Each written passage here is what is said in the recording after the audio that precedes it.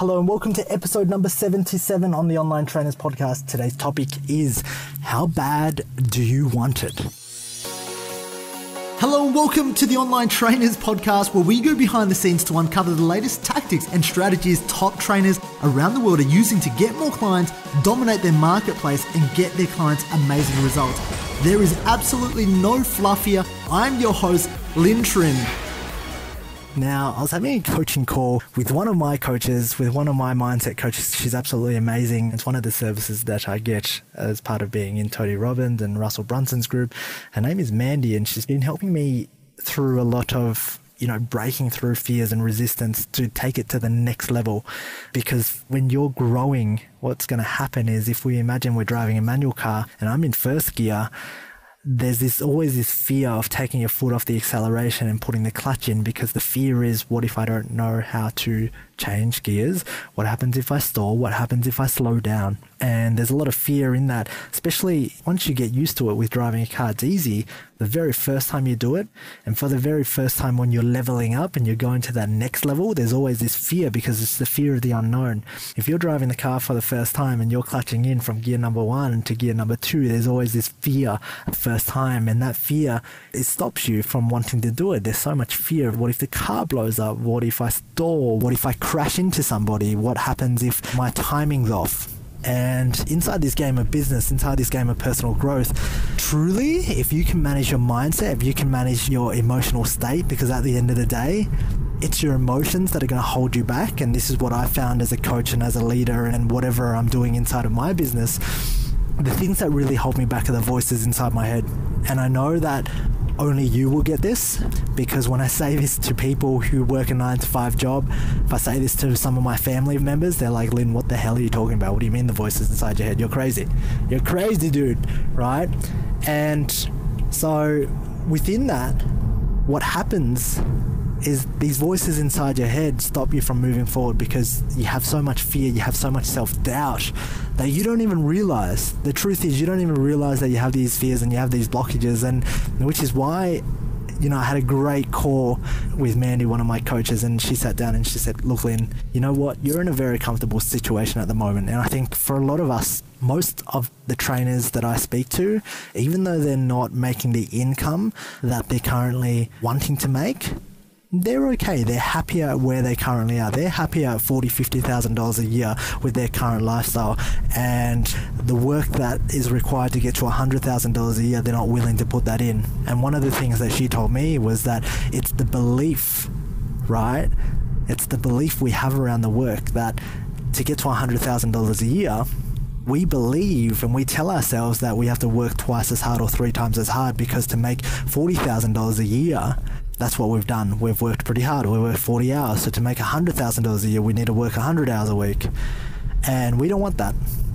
And it is these subconscious beliefs that we've given ourselves, these beliefs that we've grown up with, that is stopping us from growing from success. And she asked me a question. She said, well, Lynn, is it possible that $100,000 a year could look easier, simpler? And she didn't say 100,000, but this is for an example, right? Said, could it be possible that $100,000 a year you could be working less, you could be enjoying your work more, you could be having more fun, you could be impacting more people? And because the blockage for me is when I want to take it up and I want to go from gear 3 to gear 4, natural instinct, and one of my beliefs is that I have to work harder. And truth be told, every time you shift gears, right, you don't have to rev harder, because from gear 3, let's say you're revving at 3,000 RPMs, you go to gear 4, you're back at 2,000. And she gave me this perfect analogy, and it was fantastic, that actually you don't have to work harder. You can decrease your RPMs, you move into gear 4, but you're moving faster, you're moving better, you're moving much more smoothly. The engine's more quiet. And so the false belief that a lot of us have that stops us from moving to the next level, right? Because some people want to max out gear 1 at 7,000 RPMs and they think, holy crap, if I'm going to go to level 2, I have to go at 14,000 RPMs, and I don't have 14,000 RPMs in me. And if that's you, well, you're me. Because one of my biggest limiting beliefs is that in order to go to the next level, I need to work twice as hard. And that's what subconsciously stops me, because subconsciously, I don't want it bad enough to work twice as hard. I'd rather stay exactly where I am at this very moment in time if that means that I work not twice as hard. Okay, but in reality, In reality, it's because I've got these subconscious beliefs and I'm asking myself the wrong questions, because in the next gear, I have to ask myself better questions. And when you're in gear number 1, you're asking, how do you make money? Gear number 2, you're asking, well, how do I make money and have a bit more time? Gear number 3, probably the same question. And then it depends on the level of gears that you have inside of your business. What I'm trying to tell you today is that what's stopping you from moving forward is the beliefs that you have. It's because you don't want it bad enough, but you don't want it bad enough because you make this assumption, or you have these beliefs that in order to get it, you have to work harder. But in actual fact, it's the questions that you're asking yourself, or you should be asking yourself, okay, that allows you to realize that it's easier. And then once you realize that it's easier, it's like, well, why wouldn't I have an easier life, make more money, impact more people, have more freedom? I'm silly. Because you want to move from this painful state to this less painful state. And just reflecting on that for myself, that's one thing that I've struggled in big time. Because in order to move from a painful state to a less painful state, have more time, more freedom, I have to learn and acquire a few skills. And those skills are delegation. Those skills are not being a perfectionist. Those skills are being okay that everybody else around me, lowering the expectations for everybody else around me, but keeping my own expectations for myself. And what I mean by that is I would get upset inside my own business if I outsourced some graphics design work, some Facebook ads, and things weren't done to my standard at my speed. I'd just go, nah, that's it. I'm taking back over control. And it's making that decision to go, right, from now I'm going to delegate this and I'm going to leave it. So the lesson I really want to share with you and I want to tell you is because I'm experiencing in myself, and hopefully this comes across and helps you at some point inside your business where you want to shift gears. But the only way to shift gears in your mind is to work twice as hard. And in reality, you only think that because you don't know what better questions to ask. You haven't conditioned yourself. There are some key insights that you don't have that you need to know to make more money. Because I bet you at this very moment in time, Richard Branson, right, Warren Buffett, billionaires, Bill Gates, in order for them to make billions and gazillions of dollars, they don't work a gazillion of hours.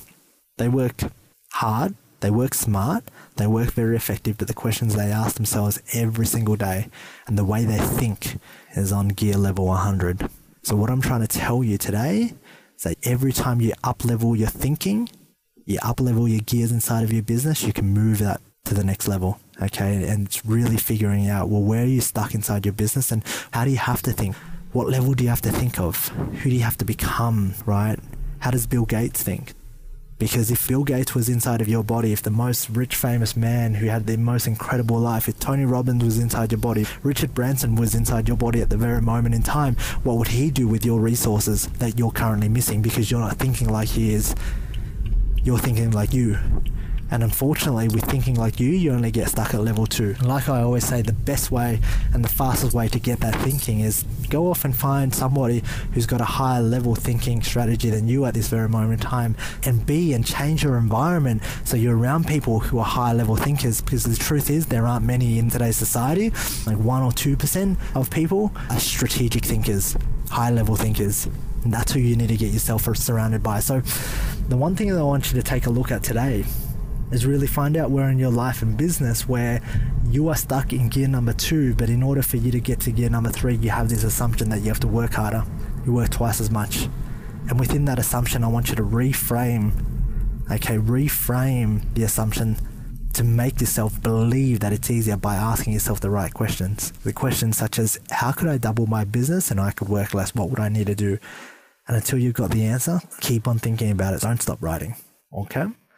I hope you have a fantastic day. I hope that was very insightful. And of course, like I always say, go and share this to be kept accountable, to make sure that you get your action plan done. Go and hit up your accountability partner. Go inside the Online Trainers Club and find a person. Post in there, I'm looking for accountability buddy who wants to be mine.